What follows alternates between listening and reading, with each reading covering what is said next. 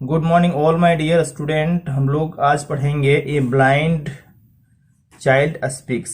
एक अंधा बच्चा बोलता है। क्या बोलता है इस चीज़ को हम लोग जानेंगे। इसके पहले मैं आप सभी को बता दूं कि मैं अपने चैनल में क्लास 5 के सनशाइन का 5 वीडियो बना चुका हूं, जिसमें 2 चैप्टर कवर हुए हैं विद क्वेश्चन एंड आंसर। अगर आप लोगों ने नहीं देखा है तो उसे जाकर के देख लीजिएगा। तो चलिए शुरू करते हैं। डू यू नो, क्या आप जानते हैं। आप सभी से सवाल किया जाता है कि डू यू नो, क्या आप जानते हैं। Some people can recognise other people through their touch and smell. कुछ लोग दूसरे लोगों को उनके स्पर्श और गंध से पहचान सकते हैं। सम पीपल कैन रिकॉग्नाइज, कुछ लोग पहचान सकते हैं। अदर पीपल, दूसरे लोगों को। Through their touch and smell, उनके टच से मतलब स्पर्श से और गंध से। Have you ever seen such people, क्या आपने कभी ऐसे लोग देखे हैं। सच पीपुल, ऐसे लोग। हैव यू एवर सीन, कभी देखे हैं। How do you think they do it, आप क्या सोचते हैं कि वे लोग इस काम को कैसे करते हैं, कैसे वे कर लेते हैं।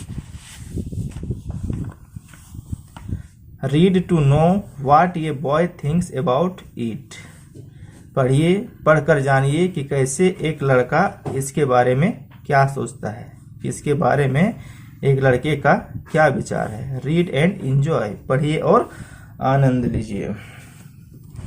चलिए पहला हम लोग पढ़ते हैं। I may not see the way you do with eyes so bright and quick, but I know where flowers abound and where the grass grows thick. I know if you are kind a little and I know if you are tall. Oh, I can see so many things you may not see at all. अब हम लोग समझेंगे line by line कि I may not see, मैं नहीं देख सकता हूँ, the way do with eyes, जैसे कि तुम अपने आंखों से देखते हो वैसे मैं नहीं देख सकता हूँ। सो ब्राइट एंड क्विक, तुरंत और बिल्कुल चमकीले रूप से, जैसे कि तुम अपनी आंखों से देखते हो मैं वैसे नहीं देख सकता हूँ। But I know where flowers abound, लेकिन मैं जानता हूँ कि फूल कहाँ उगते हैं, फूल कहाँ खिलते हैं। And where the grass grows thick, और घास कहाँ घने उगते हैं। I know if you are kind a little, कि मैं जानता हूँ कि तुम दयालु हो। And I know if you are tall, और मैं ये भी जानता हूँ कि तुम लंबे हो। अर्थात मैं ये जान सकता हूँ कि कौन थोड़े दयालु हैं, कौन लंबे हैं, ये मैं जान सकता हूँ।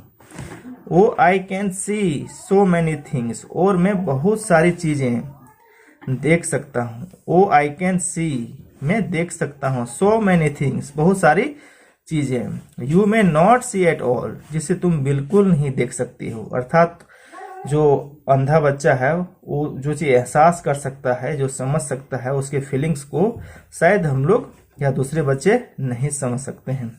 अर्थात हमें भी उनकी भावनाओं की कदर करनी चाहिए।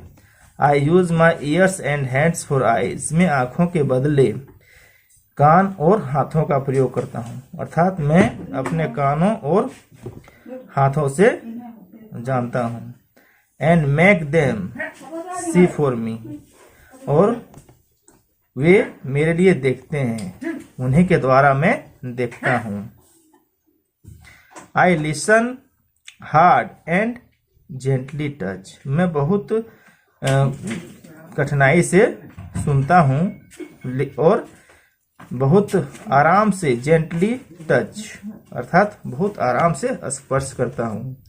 And thus it is I से, और इस प्रकार मैं देखता हूँ।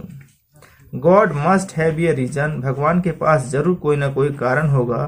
For making me like this, कि वे मुझे इस प्रकार बनाए। अर्थात भगवान ने मुझे ऐसा बनाया है, उसके पीछे जरूर कोई ना कोई कारण होगा।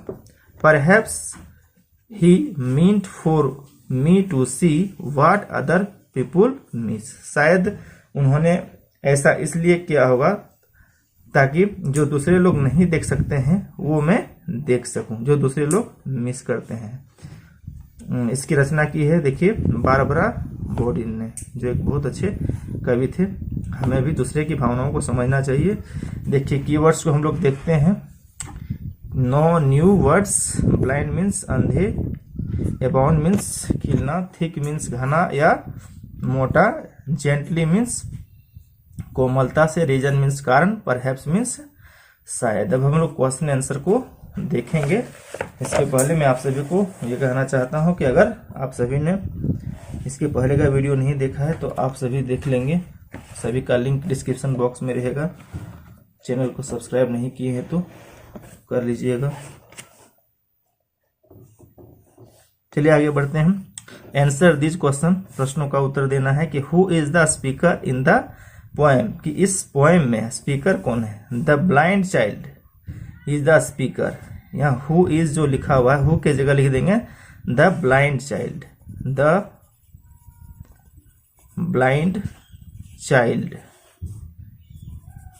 Is the speaker in the poem. What does the child use for eyes, बच्चा आंखों के जगह पर क्या यूज करता है। तो the child uses for eyes, यहाँ यूज की जगह क्या कर देंगे uses. The child uses his ears and hands, ears and hands for his eyes, ऐसा हम लोग लिखेंगे। How does the child see, बच्चा कैसे दिखता है। तो the child see through his ears and eyes, ऐसा हम लोग लिखेंगे। Why has God make him like this, उसके अनुसार कि भगवान ने उसे ऐसा क्यों बनाया है। God made him like this, God has made him like this so that he may feel others' emotions. How does the child feel, बच्चा कैसा महसूस करता है। The child feels, the child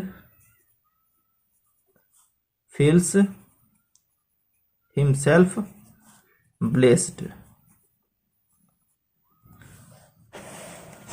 find the rhyming words from the poem, poem से rhyming word यहाँ लिखना है जिससे क्विक है। तो क्विक का राइमिंग वर्ड क्या है हम लोग यहाँ से देखेंगे।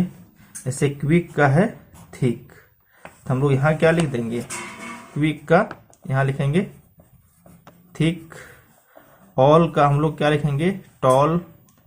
सी है तो सी का हम लोग राइमिंग वर्ड क्या लिख सकते हैं सी का हम लोग यहाँ और क्या दिया गया है, सी का हम लोग लिख सकते हैं मी। और दिस और मे का लिखना है, दिस का हम लोग लिख सकते हैं मिस। बिल्कुल कविता में सारा चीज दिया गया है, घबराना नहीं है। दिस का मिस हम लोग लिखेंगे, मे का हम लोग लिखेंगे वे।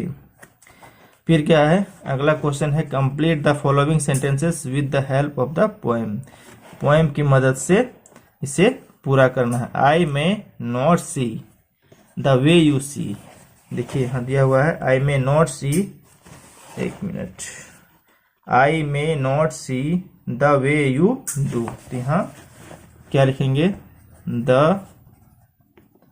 वे you do. I know if you are, I know if you are kind a little, यहाँ हम लिख सकते हैं काइंड ए लिटिल। कविता को पोएम को याद कर लेना है ताकि आप अच्छी तरह से तुरंत भर सकें। And where the grass grows thick, यहाँ लिखेंगे and where the grass grows thick, इस लाइन को लिखना है। And where the grass grows thick and make them see, यहाँ क्या होगा make them see। and make them see for me. See for me. God must have reason. God must have a reason. Must have a reason. आप सभी question answer को आज भी कर लेना है और खुद से समझ के बनाने का प्रयास करना है। फिर है write yes for the correct and no for the incorrect statement.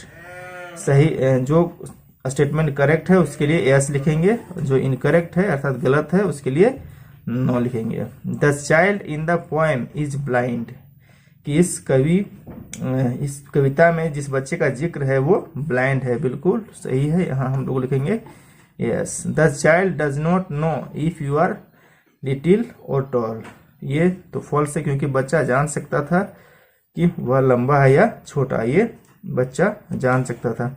The child uses ears and hands for eyes, बिल्कुल सही, वह अपने आंखों के लिए अपने कान और हाथ का प्रयोग करता था। The child lessons hard and touches gently, बिल्कुल सही, ये लाइन भी हम लोगों ने पढ़ा है। God has a reason to make everyone special, ये बिल्कुल सही है। भगवान के पास निश्चित रूप से कोई ना कोई कारण होता है जिससे वह हर किसी को स्पेशल बनाते हैं।